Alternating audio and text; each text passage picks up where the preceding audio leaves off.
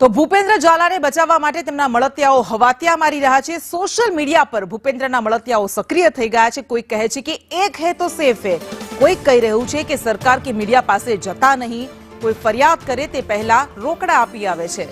5 થી 7 તારીખ સુધીમાં રૂપિયા પરતની લાલચ આપવામાં આવી છે। હજારો રોકાણકારો 2 દિવસની લાલચમાં મૂંગા છે। પૈસા પાછા ન આવે તો પછી ફરિયાદનો રાફડો ફાટે તેવી શક્યતા છે, કારણ કે સામાન્ય રીતે આ ભૂપેન્દ્રસિંહ ઝાલા એ 5 તારીખે પૈસા જમા કરાવી દેતો હતો ને એટલા માટે જ 5 તારીખની રાહ જોવાઈ રહી છે।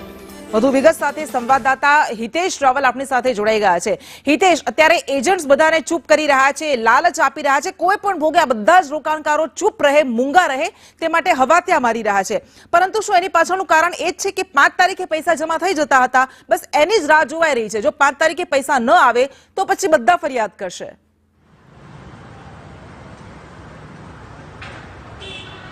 જી કૃષ્ણા, બીઝેડ ગ્રુપના સીઈઓ ભૂપેન્દ્રસિંહ ઝાલા જેઓ અત્યારે ભૂગર્ભમાં છે, અતોપતો છે નહીં, અને તે બાબતમાં તેમના મળતિયાઓ હવે વોટ્સઅપ ગ્રુપમાં ચેટિંગ કરીને સૌથી મોટું કે ક્યાંય બહાર ના આવે, 5 તારીખે જે એમનું પેમેન્ટ આપવાનું હોય છે, એજન્ટ દ્વારા પેમેન્ટ ન પાય તો સમગ્ર લોકો બહાર આવે, મીડિયા સમક્ષ બહાર ન આવે, તેના માટે કોઈએ બોલવું નહીં, મીડિયા સામે આવવું નહીં, તેવા હેવતિયા મારી રહ્યા છે।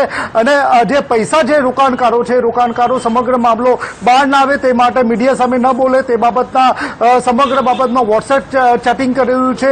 સમગ્ર મામલો જો વાત કરીએ તો શિક્ષકોથી લઈને ઘણા લોકોના પૈસા રોકાણ કરેલી છે। અને સૌથી મહત્વની વાત કે જે બીઝેડ ગ્રુપના જેટલા એજન્ટો છે અત્યારે હાલમાં ભૂગર્ભમાં છે, પણ વોટ્સઅપ ગ્રુપમાં ચેટિંગ કરીને કોઈ પણ મીડિયા સમક્ષ ના આવે, અને જે પૈસા રોકાણકાર છે તે બાબતના સમગ્ર મામલો હાલ વોટ્સએપમાં ચેટિંગ ચાલી રહ્યો છે। અને સૌથી જે આજુબાજુના જેટલા લોકો છે, જે રોકાણકારો જે બોલવા તૈયાર છે એ બોલે છે તો તેમને પોલીસ ફરિયાદ કરવા જાય છે તો તત્કાલમાં તેને રાતોરાત 1 લાખ રૂપિયા રોકાણ કર્યું હતું, 1 લાખ રૂપિયા પરત આપીને દબાવવાની કોશિશ થઈ રહી છે। અને વોટ્સઅપમાં ચેટિંગમાં પણ સમગ્ર મામલો દબાવીને કોશિશ કે તમે જો કઈ બાબતમાં બોલશો કે બહાર આવશો તો તમારા રોકાણના પૈસા છે તે તમને સરકાર પાડી લેશે।